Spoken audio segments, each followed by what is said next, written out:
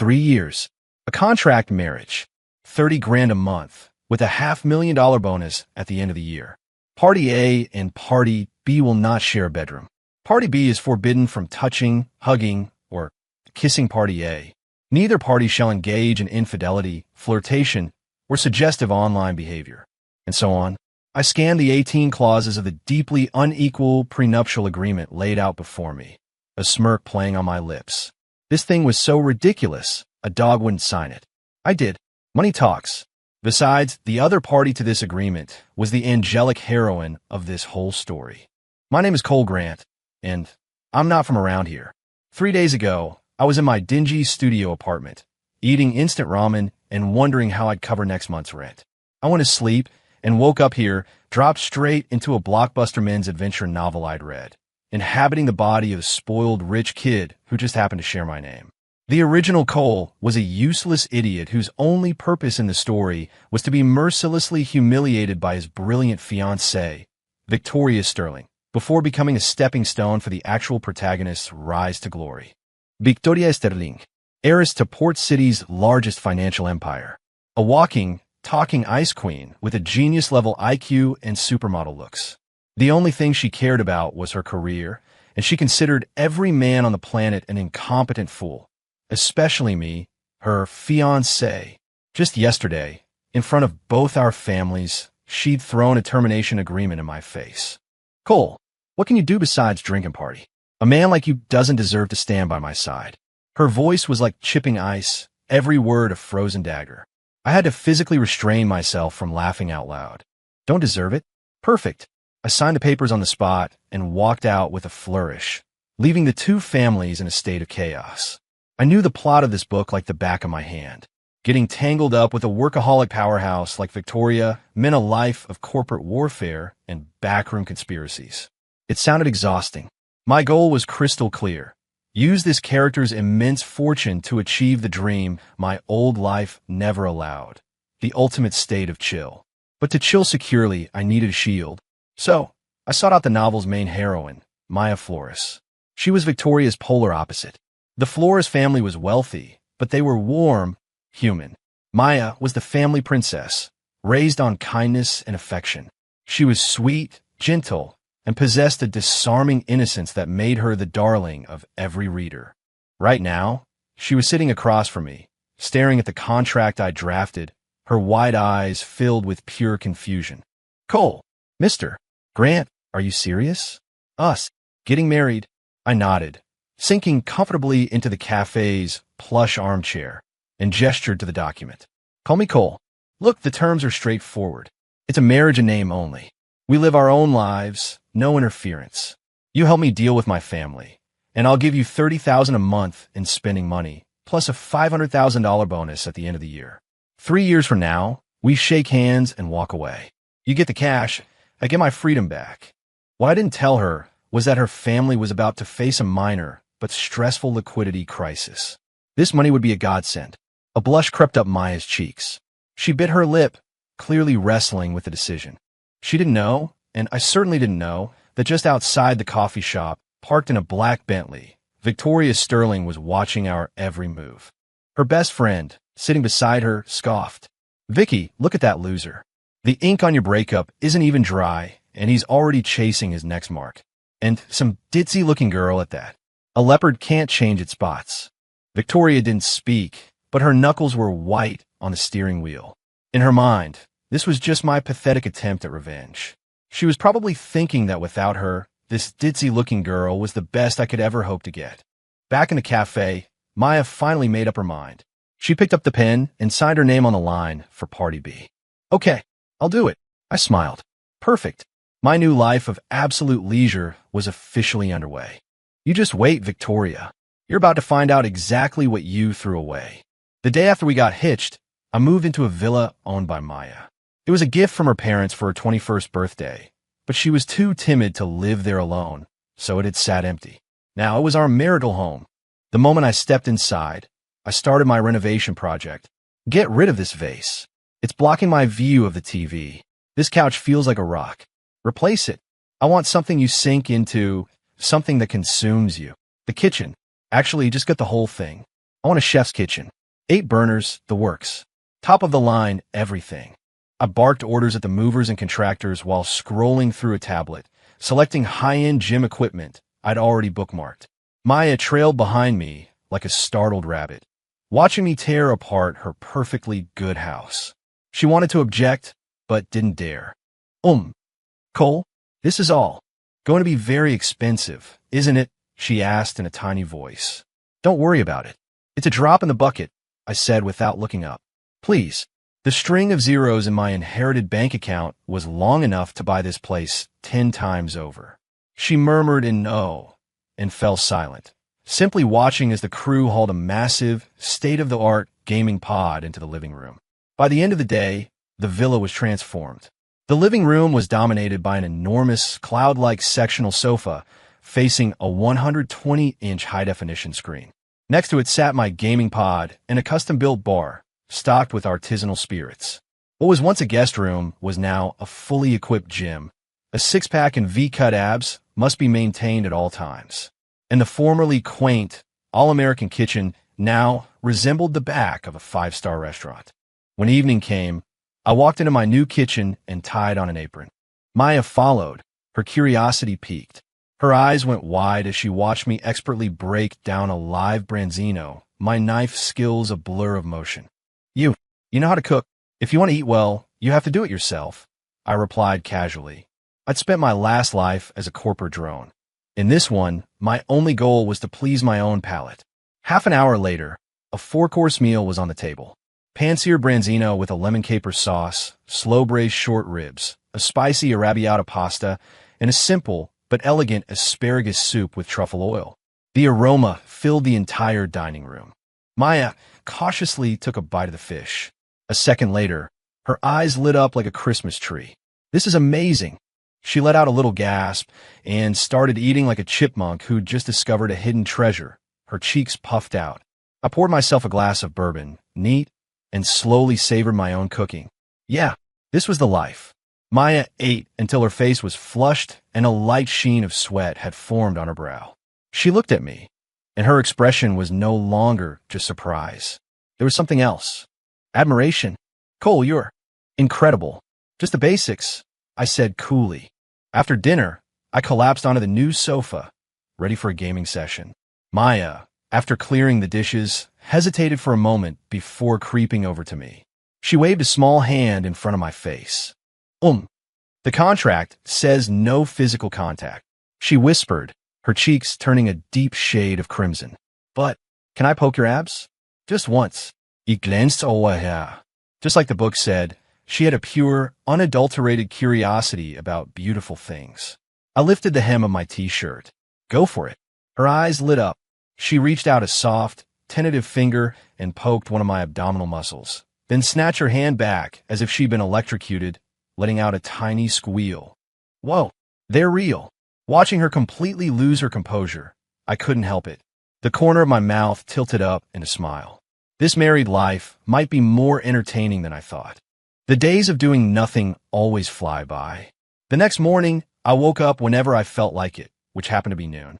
Sunlight streamed through the floor-to-ceiling windows, warm and lazy. I stretched, feeling every vertebra pop satisfyingly into place. Maya had already left for work.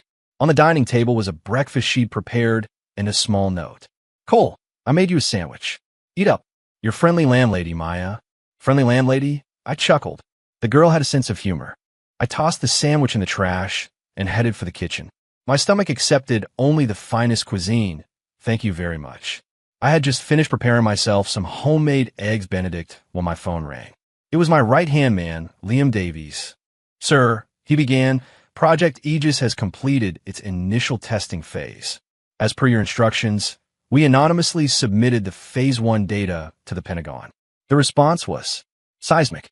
They want to meet with our people immediately. Aegis was a global defense system I'd sketched out on a napkin after arriving in this world, using my knowledge of future tech. I tossed the concept to my development team and let them run with it. I yawned. So meet with them. Why are you asking me? Just remember, we're patriotic businessmen. They can have the tech, but they have to pay for it. Not a single cent less. Understood. Also, those renewable energy startups we acquired last month. After integration, their stock value has tripled.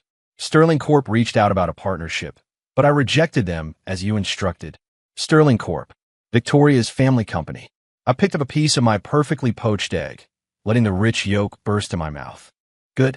You did the right thing, I said through a mouthful of food.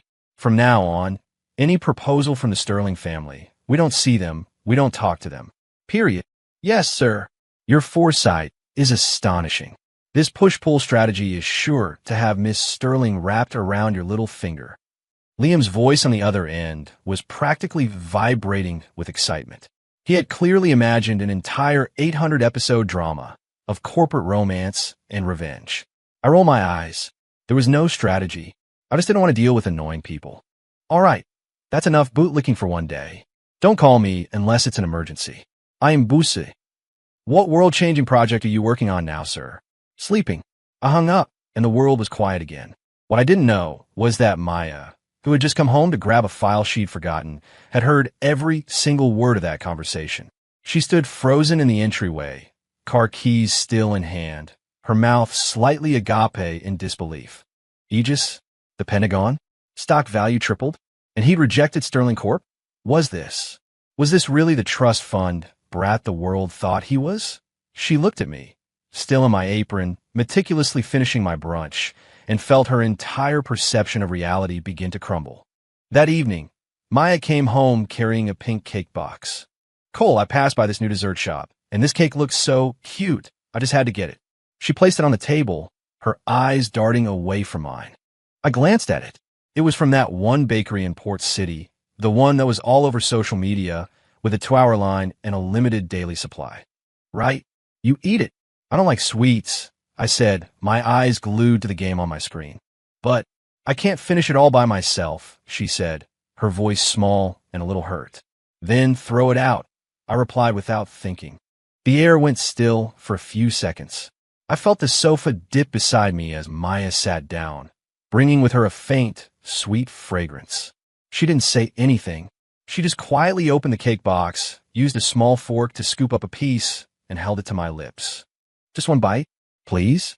It's really good, she said, her voice soft and sweet, laced with a hint of pleading I couldn't quite place. I frowned, about to refuse, but then I caught a glimpse of her eyes in my peripheral vision. They were sparkling with anticipation. Fine, consider it part of the rent. I opened my mouth.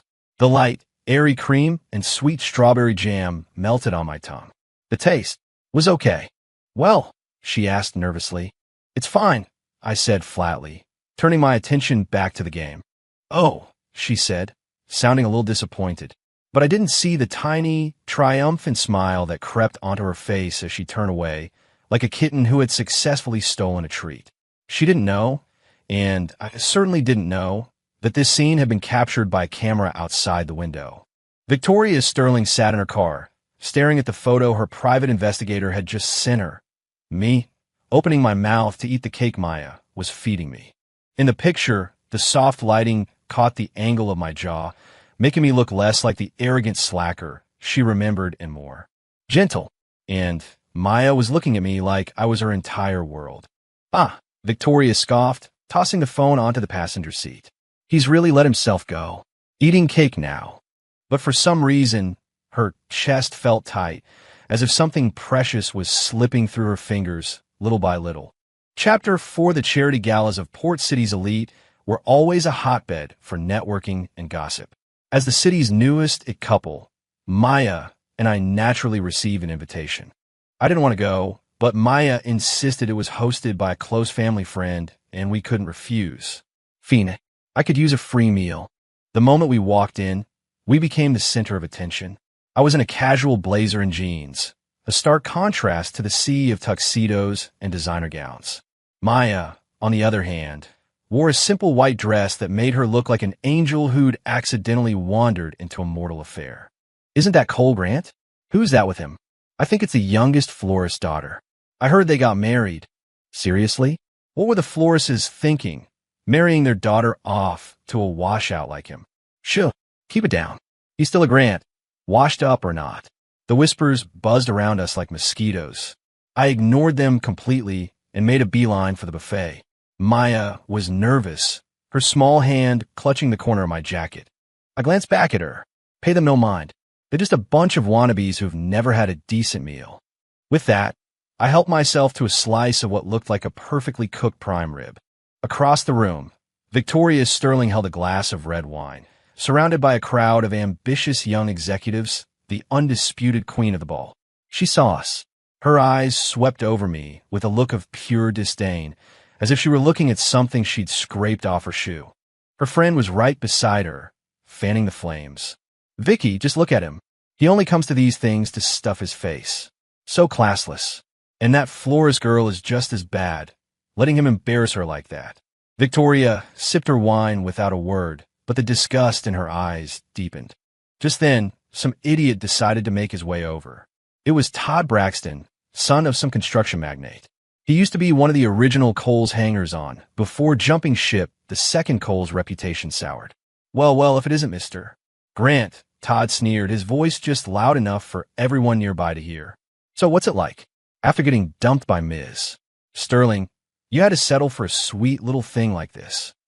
I ignored him, focusing on my prime rib. Seeing that I wasn't taking the bait, Todd grew bolder. He turned to Maya with a greasy smile. Miss Flores, is it? Such a shame. A beautiful flower planted in a pile of manure. You know, if you stick with a loser like Cole, you're in for a rough life. The color drained from Maya's face. Her grip on my jacket tightened. The surrounding guests were all watching, eager for the drama to unfold. No one stepped in. I put down my fork and knife and dabbed my mouth with a napkin. I lifted my eyes and looked at Todd Braxton, my expression unreadable. Are you finished? I asked, my voice calm and even. My placid demeanor seemed to unnerve him, but he puffed out his chest anyway. What? Did I say something wrong? You're just the guy Victoria Sterling kicked to the curb. He didn't get to finish his sentence. A man in a sharp black suit and gold-rimmed glasses suddenly appeared at our side. It was Liam Davies. What was he doing here? Liam didn't even glance at Todd. He walked straight up to me and bowed respectfully. Sir, your lobster has arrived. The chef just finished preparing it. As he spoke, two waiters wheeled over a cart. On it was a massive, golden-brown baked lobster thermidor, steam rising from its shell. The entire ballroom fell silent. Everyone stared, dumbfounded, at the scene unfolding. Sir, Liam Davies, the famously arrogant right hand of the CEO of Apex Dynamics, the hottest tech firm in the country, just called Cole Grant, sir. The blood drained from Todd Braxton's face, leaving it a pasty, sickly white. Only then did Liam seem to notice him. He adjusted his glasses and spoke in a slow, deliberate tone. Ah, you must be Mr. Braxton of Braxton Construction, correct? I seem to recall your company is bidding on that new development project in the South District. What a coincidence. The client for that project happens to be my boss. Thump. Todd Braxton's legs gave out, and he collapsed onto the floor in a heap. I picked up my fork, speared a juicy piece of lobster meat, and held it to Maya's lips. Open up. Maya, still in a daze, opened her mouth and ate the lobster. I looked across the room, my eyes meeting Victoria Sterling's. For the first time, the expression on her face was one I'd never seen before. It wasn't scorn. It wasn't disgust. It was pure, unadulterated shock, and a flicker of utter confusion. Chapter 5 for the rest of the evening. No one dared to approach our table. The way people looked at me had changed completely, from contempt to a mixture of awe and intense curiosity. They whispered amongst themselves, frantically trying to figure out the connection between me and Apex Dynamics. The man who started it all, Liam Davies, had vanished as mysteriously as he had appeared, leaving a trail of speculation in his wake. I was perfectly happy with the peace and quiet, and I methodically worked my way through the lobster. Maya sat beside me, nibbling on her food, her eyes darting toward me every few seconds, filled with a million questions. Cole, she finally whispered, unable to contain herself any longer. That company, Apex Dynamics. Oh, that? Just a little side project I invested in for fun, I said with a dismissive wave of my hand. Maya was speechless. A little side project? The tech giant that had come out of nowhere 6 months ago and completely disrupted the industry, with a projected market cap in the hundreds of billions, was just a little side project to him. She looked at me as if I just told her the sky was green. I found her stunned expression amusing and fed her another piece of lobster. Just eat. You think too much. She obediently opened her mouth, but the light in her eyes grew brighter and more intense. From across the room, the sight was a dagger to Victoria's heart. She stood frozen, her fingers gripping her wine glass so tightly they turned white. She didn't believe it. The party boy, the wastrel, the man who knew nothing but excess, how could he possibly be the secret mastermind behind a corporate behemoth? It had to be a trick. Liam Davies must have been asked by the Grant family elders to put on a show, a little piece of theater to help Cole save face. Yes, that had to be it. Victoria took a deep breath, forcing herself to calm down, to regain her usual icy composure. She started walking towards us, the sharp clicks of her heels on the marble floor echoing through the silent hall, each step a declaration of her authority. Every eye in the room swiveled back to us. The ex-fiancé confronting her former flame and his new wife. This was far more exciting than any business reveal. Cole Grant. Victoria stood before our table, looking down at me with her signature arrogance. I looked up from my plate, my expression board. Something I can help you with? Don't think that hiring someone to put on a little show changes the fact that you're a failure, she said coldly. I'll find out who's really behind Apex Dynamics. I suggest you stop using these pathetic ploys to get my attention. Her words sent another wave of whispers through the crowd. She had a point.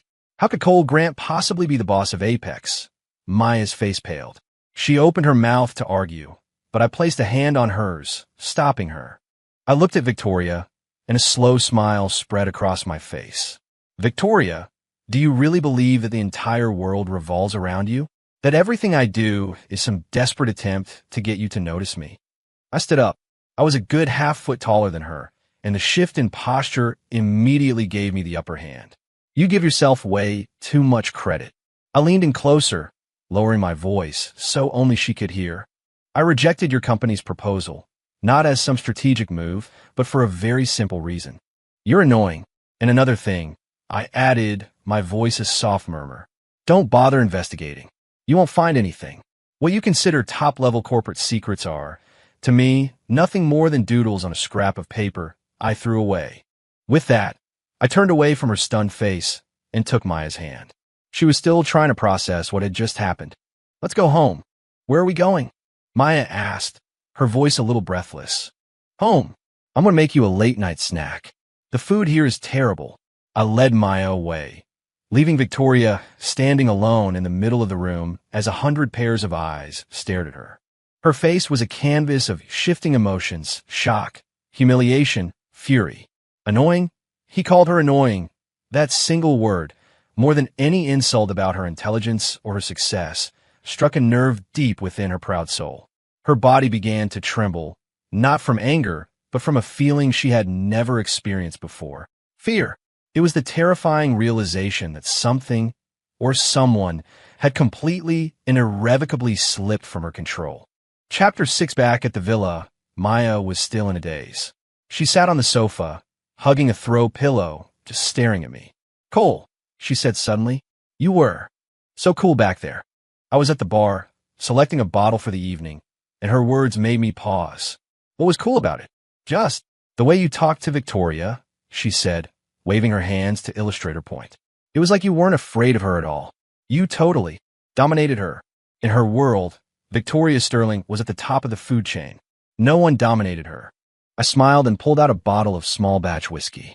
Why would I be afraid of her? She was just a character in a book, a pawn of the plot, unable to even control her own destiny. Of course, I couldn't say that out loud. Maya looked at me, her eyes sparkling. So, did you really reject a partnership with Sterling Corp? Yeah, but why? I heard they're one of the most powerful companies in the country. Because, I said, pouring her a tiny glass, your ex-fiancé is even more powerful. I gave her a wink. Try this. It's a nice, smooth bourbon. Maya took the glass and took a tiny sip. Her eyes widened at the complex, sweet, and smoky flavor. A light blush from the alcohol dusted her cheeks, making her look even more adorable. Cole, she said, swinging her feet, I'm starting to think you're nothing like the rumors say. Oh, and what do the rumors say? That you're a playboy. A spoiled, good-for-nothing brat, she said, peeking at me to gauge my reaction. I shrugged. And what do you think now? She thought for a moment, her expression serious. Now, I think you're a really good cook, a really good bartender, a really powerful, and a really, really lazy. Good person. A good person? She was friend-zoning me in my own marriage. I chuckled. Oh, she exclaimed, suddenly remembering something. She dug in her purse and pulled out two small objects. Look, they were two fuzzy keychains, one of a lazy, orange cat and the other of a happy-go-lucky golden retriever.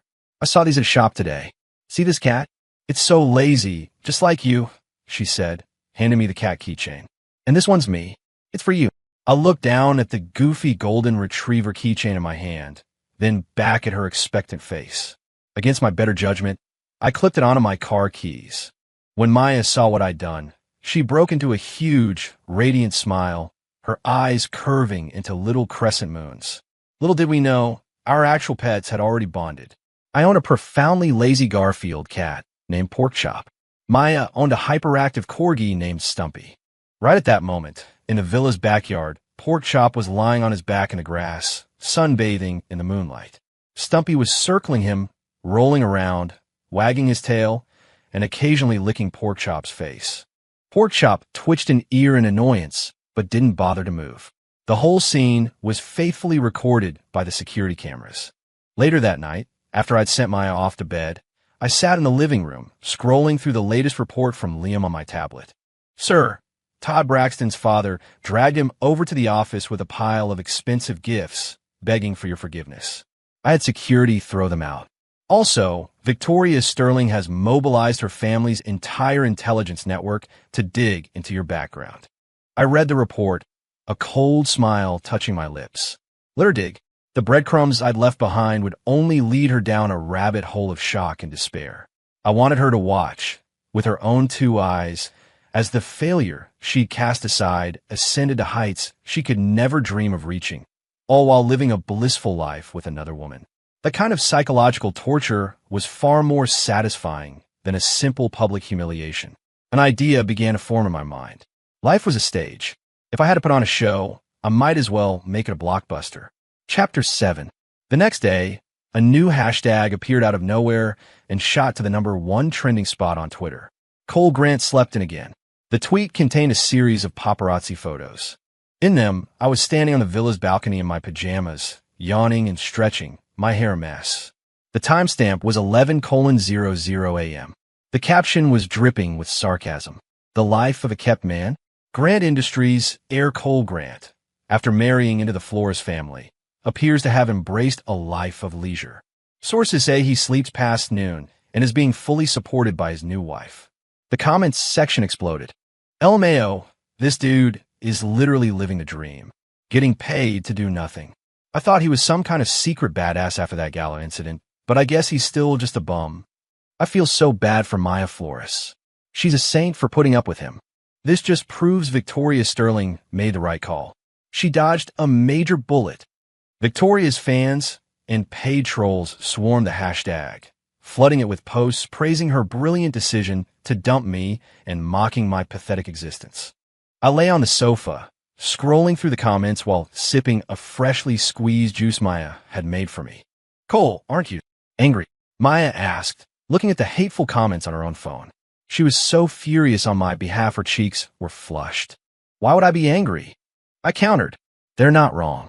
I'd just wake up. Maya was speechless, completely baffled by my logic.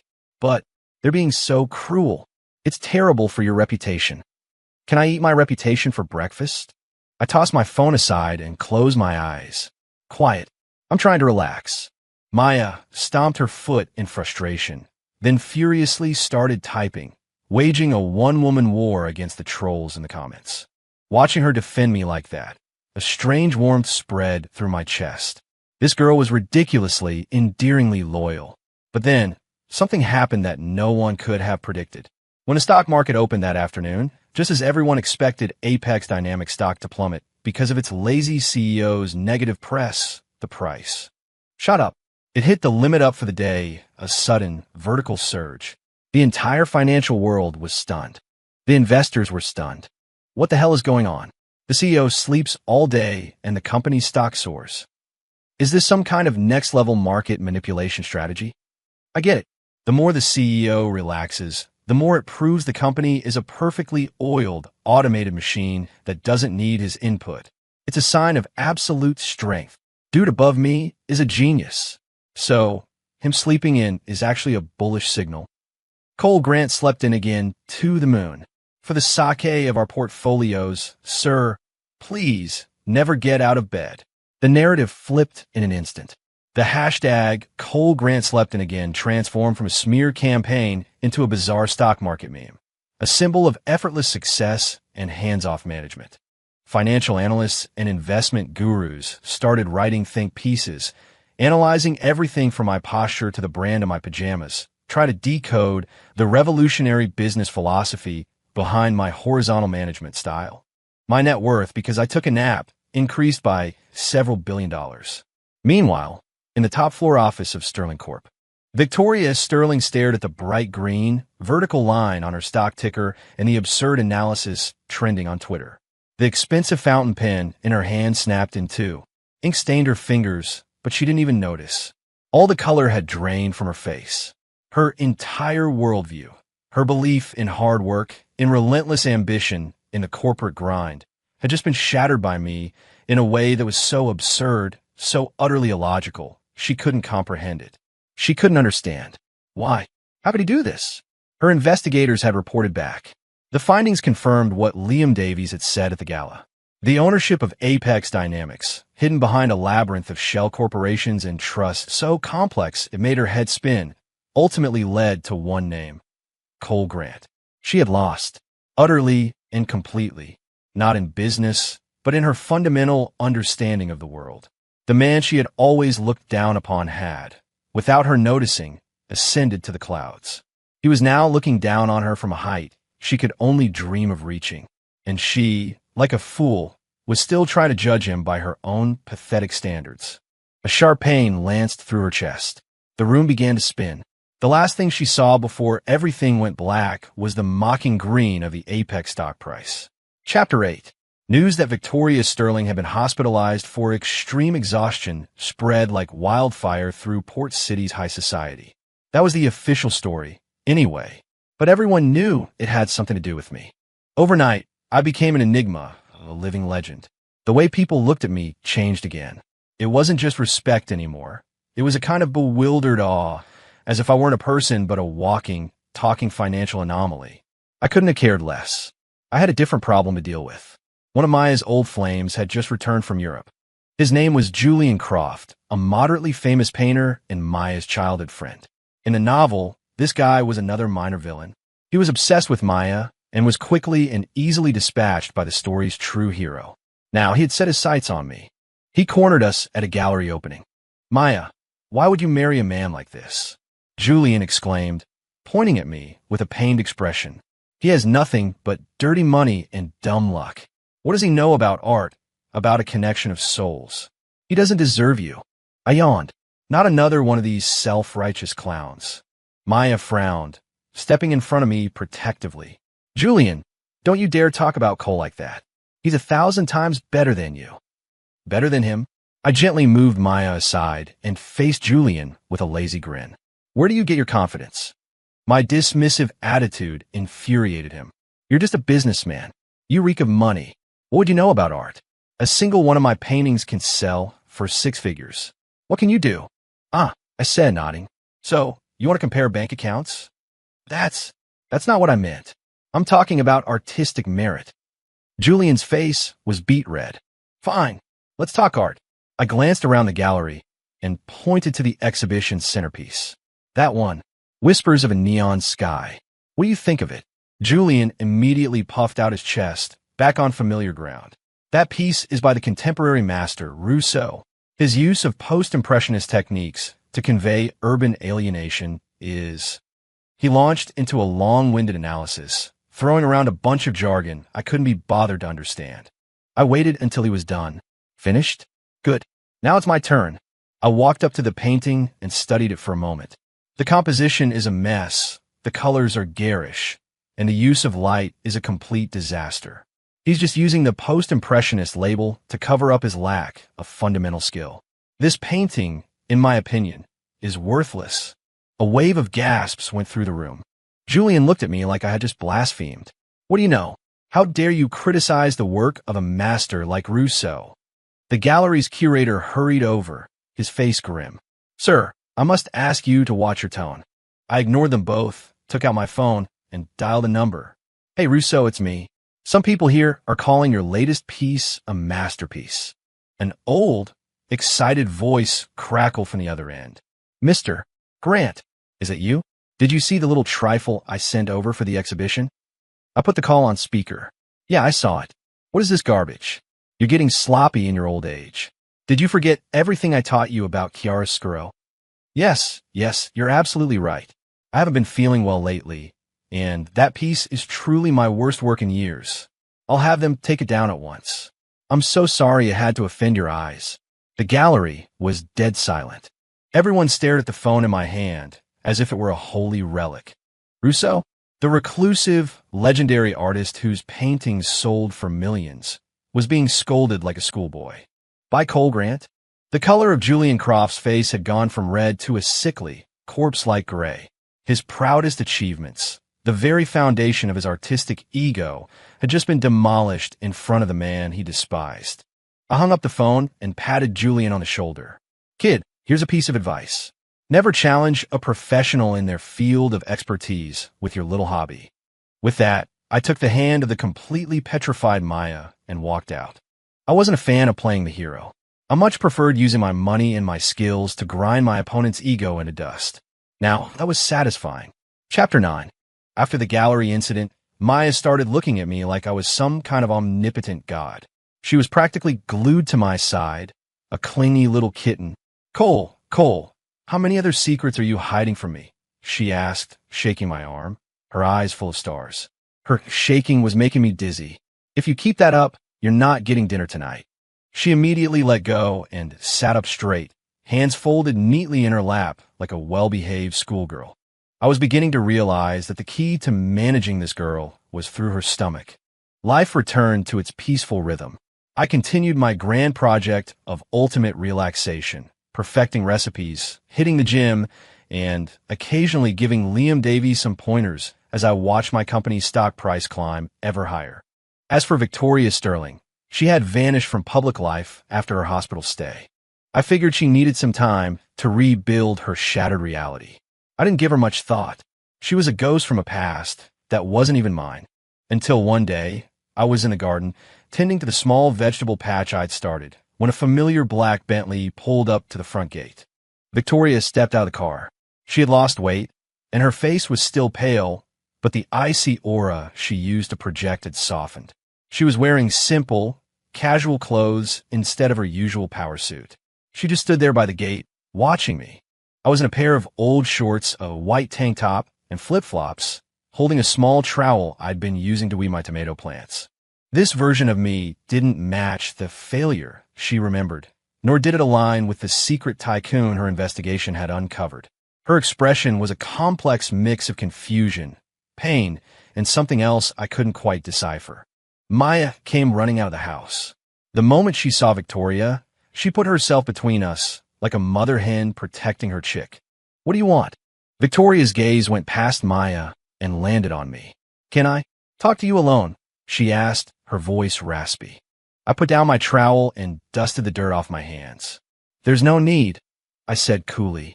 We have nothing to talk about. Victoria flinched as if I'd struck her. Her eyes instantly welled up with tears.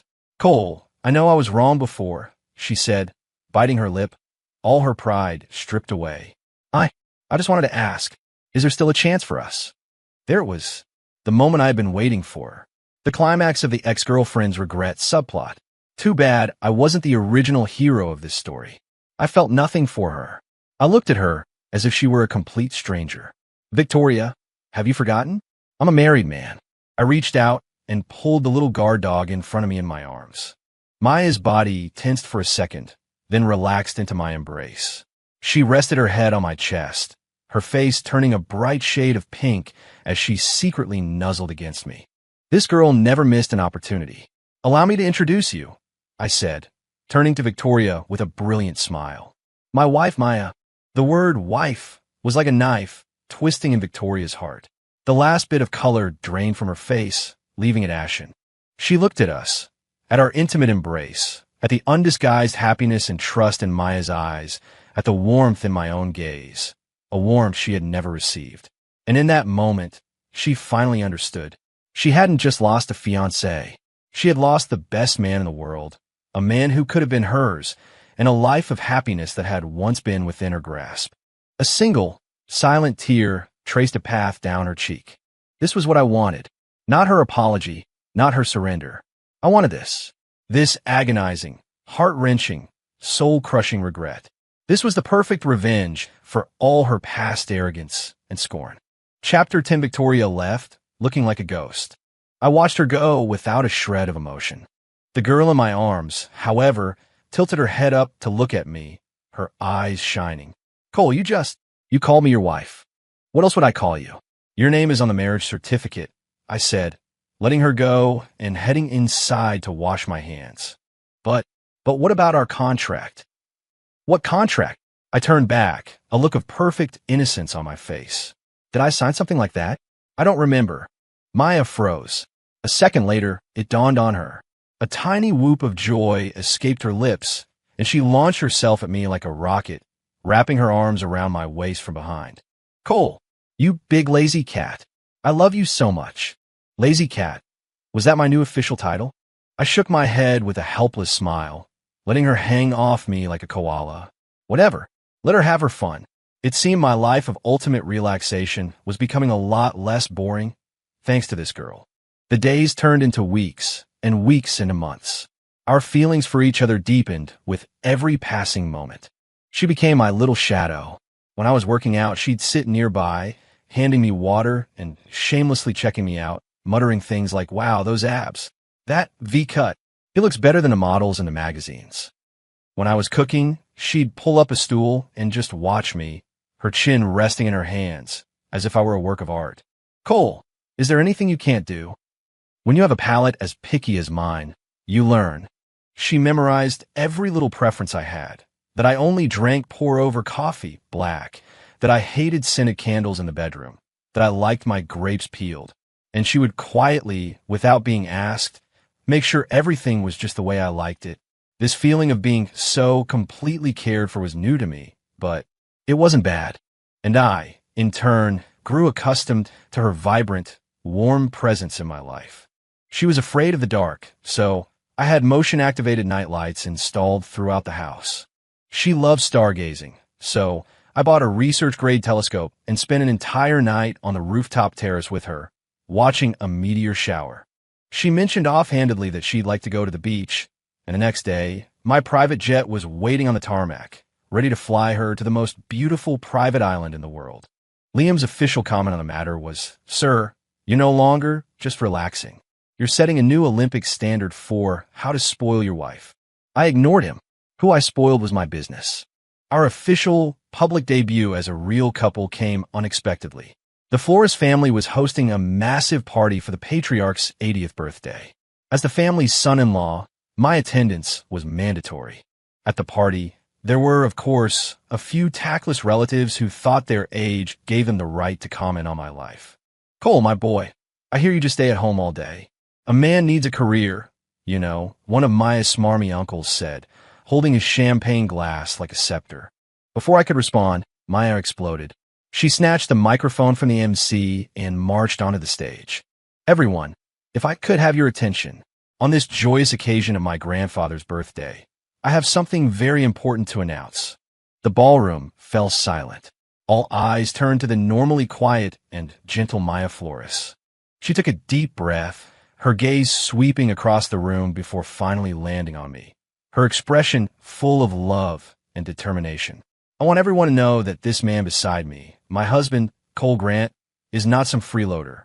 He is the most brilliant, most talented, and most amazing person I have ever met. And I love him more than anything. That company you all talk about, Apex Dynamics, it's his. That artistic genius you all admire, Russo, he's Cole's student. That exclusive private island you're all dying to get an invitation to, It was a gift from him to me. He doesn't not work. He just operates on a level so far above all of you that he's earned the right to enjoy his life. And he treats me well, not because he needs anything from me, but because he loves me and he cherishes me. She delivered the entire speech in one breathless rush, her face flushed and her chest heaving. Then, in front of everyone, she shouted at the top of her lungs, "Cole Grant, I love you, and I will spend the rest of my life loving you." Dead silence. You could have heard a pin drop. The relatives were all staring, their jaws on the floor. The uncle who had just been lecturing me looked like he wanted the ground to swallow him whole.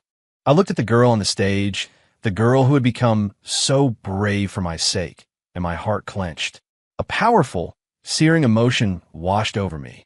I walked onto the stage, and under the shocked gazes of everyone in the room, I pulled her into my arms, dipped her low, and kissed her with everything I had. To hell with the contract. To hell with relaxing. I just wanted her.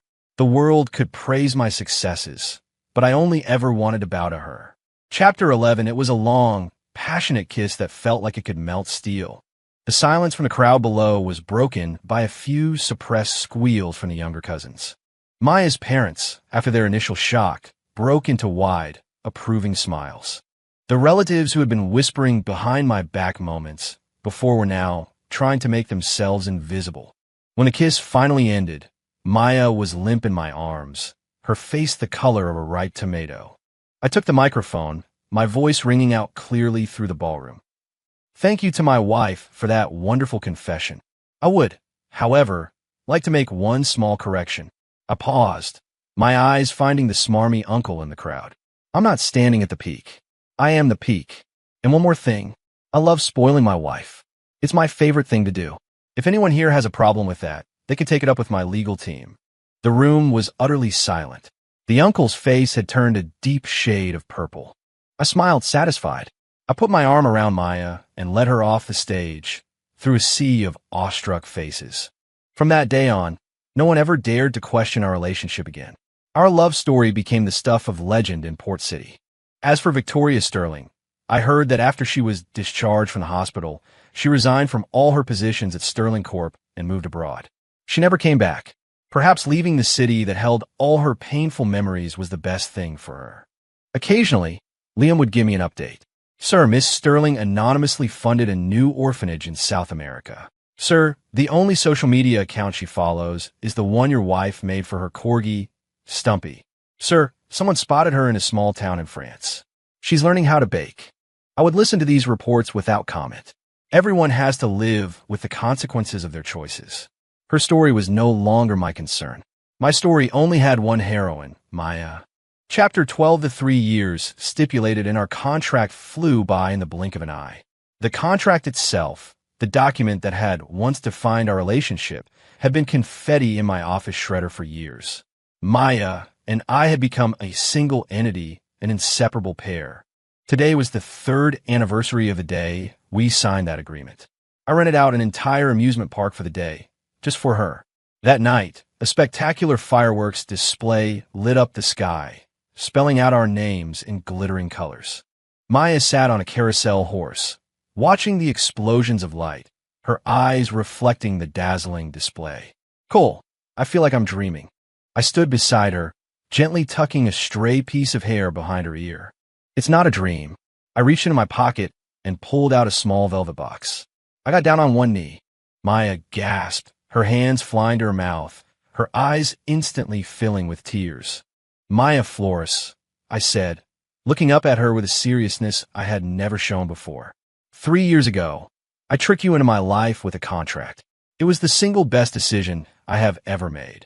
My goal in life used to be to do nothing, to just enjoy myself. But you taught me that the greatest enjoyment in the world is to love and be loved.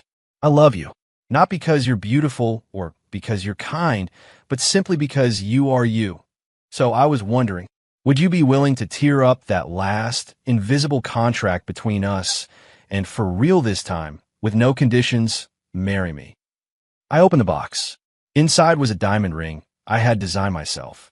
Flanking the main stone were 2 tiny, intricate carvings, a lazy cat and a playful dog, curled up together. Tears streamed down Maya's face like a river. She was laughing and crying at the same time as she nodded frantically. Yes, yes, Cole Grant, 100 times yes. I slid the ring on her finger, stood up, and pulled her into a fierce embrace. The fireworks boomed overhead. The carousel music swelled around us. My life of ultimate relaxation was officially over, because I had found something much, much better, holding my wife and relaxing with her for the rest of my life. The world is vast, and there are many beautiful things to see. But for me, the most beautiful view in the universe will always be the sparkle in her eyes when she looks at me, because in them, I can see my way home. End.